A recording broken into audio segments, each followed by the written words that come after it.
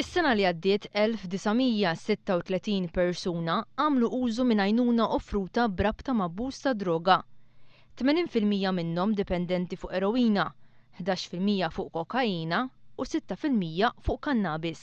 Is-sena li għaddiet 313 il-ruħ għamlu użu għall-ewwel darba minn servizzi ta' għajnuna offruti f'pajjiżna fuq dipendenza ta' droga.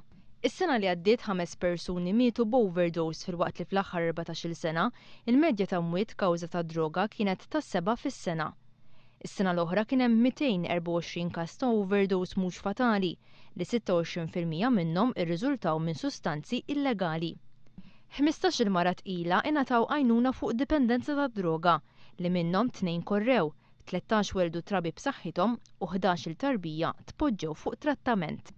Fl-2010 ebda każi ġodda rappurtati ta' HIV fost persuni li abbużaw mid-droga.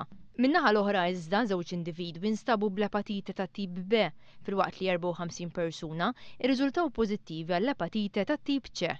Is-sitwazzjoni fil-ħabs. 731 priġunier, jiġifieri 30% tal-priġunieri ġodda li daħlu irriżultaw pożittivi għad-droga, filwaqt li 37% tal-priġunieri iddaħħlu il-ħabs minħabba droga.